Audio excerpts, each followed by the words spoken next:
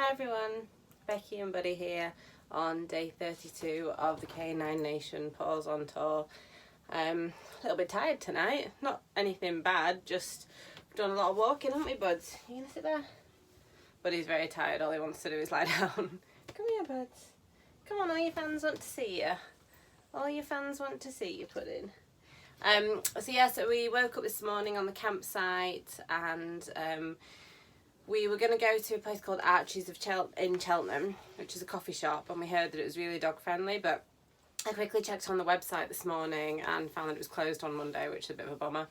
So we rejigged the plan a little bit and we went to a place called Painswick, and there's, I'm never going to pronounce this right, the Rococo Gardens, I don't know. And apparently that's a style of design from like the 17th century or something. And it's one of the last remaining gardens of its type in the UK.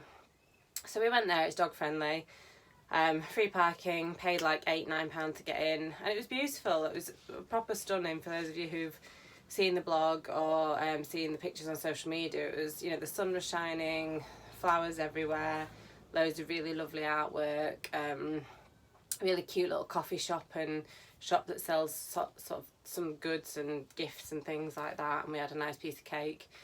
So yeah, we had a little mooch around there. I wouldn't say it was a place to take your dog if you want to let them have a big exercise or get rid of energy. You've got to keep them on the lead at all times.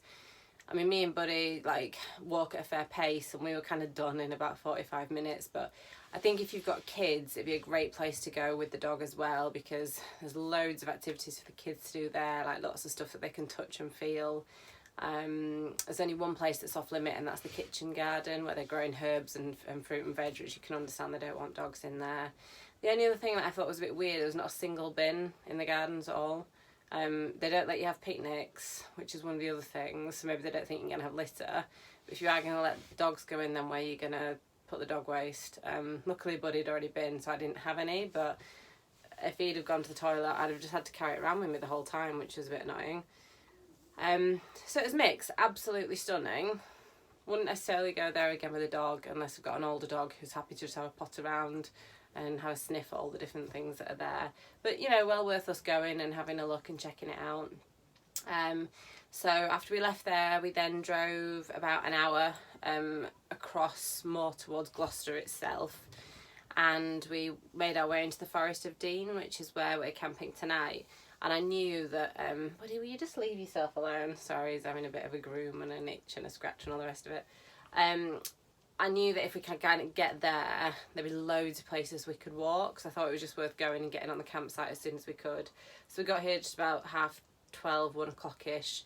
Got all pitched up, really nice campsite, and just had a little bit of lunch in the mini Bago before we set off. And we got one of the proper, like, Forestry Commission pamphlet guides to the Forest of Dean, because I don't know if you remember when we did Thetford Forest, I got a little bit lost. So I didn't really want to risk it, and got one of the guides, and we sort of planned whilst we were having lunch. I planned, but he was happy just trying to get a bit of ham out of my sandwich. And I found like a little a 5k route up to a place called Simmons Yacht Rock, which is apparently a really famous viewing point. And then like a different 5k route back, so it had been like 10 in total, which was kind of perfect for us, and do that in about 2 hours. The only thing that was a little bit frustrating was, and it's not their fault, but the campsite staff had sort of said, just be careful when you're out walking in the woods, because there's just absolutely loads of deer and wild boar around at the moment, and if your dog isn't great on recall, you'll end up losing them. Now Buddy is okay on recall, but he's never met a wild boar before, so I don't know what he was going to do. So I felt really bad, but I kept him on his lead the whole 10k. I mean, we did a fair pace. It wasn't like he was just like pulling the whole time. He was, you know, he was enjoying it. I was letting him stop and sniff everything. But I was just walking along. I was terrified. Like, I was enjoying the scenery. It was nice woodland, but part of me was like, oh, any minute now Pumba's going to come charging out from the undergrowth. And I didn't know anything about wild boar. Do they eat buddies? Do they eat vegetation? I mean, Lion King tells me they eat witchetty grubs in logs and under leaves, but I don't think that's true. So I was just kind of walking along being like, just watching like every little bird, squirrel, bit of noise, because I didn't know how big they were going to be. And I'd met some other people walking, and I'd asked them if they'd seen any, and they said no, but if you do and they're with their young, they're really aggressive, so just be careful. So I was just terrified walking on this thing, like I have no idea what I'm going to see. But luckily we made it up to the top and back unscathed, and we didn't see anything more than a squirrel and a couple of birds. But the view up there was absolutely stunning. Again, I've put the photos on the blog and social media for you all to see.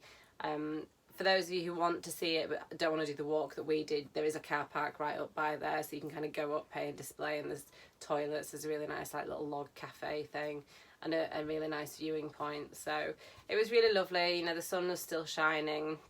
It took us a couple of hours, and then we came back here, just had some tea, and I've just finished doing my blog write-up. And what we're on now, it's coming to about 9 o'clock now. I'm just feeling pretty tired, just from all the fresh air. I think what with this morning's walk and then the 10k this afternoon, all the fresh air's just got to me. I just feel a little bit jaded, but in a nice way, like in a satisfying, I'm exhausted way. So tomorrow, because there's so many different routes around here, before we have to leave the campsite at 11, I'm going to get up and do another little walk in the morning. I think there were some that were maybe just like 3k, so me and Buddy can smash one of those out in half an hour in the morning just to make sure he's stretched his legs again. And then I'm going to see if it makes sense. It might not do, it might be a bit of a diversion, but I'd really love to try and get to that Archie's Cafe in Cheltenham. So we might head back that way before we then head down to where my old university housemate lives, which is down in Farringdon Way. So going to be seeing her tomorrow afternoon, which I cannot wait to see her. She has her own little buddy in her family, but her buddy is her little boy. So it's going to be very funny having the two buddies there. Obviously I've met her buddy and she's met my buddy, but we've never had the two buddies in the same place at the same time, so that's going to be interesting. But yeah, absolutely can't wait to see her. It's been a really good day today, really satisfying, and we'll look forward to what tomorrow brings. So I will say goodbye. I'll just lift Buddy up. He's sleeping again, but I'll just lift Buddy up. Oh, Pudding, you gonna say goodbye? He says goodbye. He's just very tired. He loves you all, really. And we will see you tomorrow night. Thanks for watching Becky and Buddy Paws on Tour. Bye.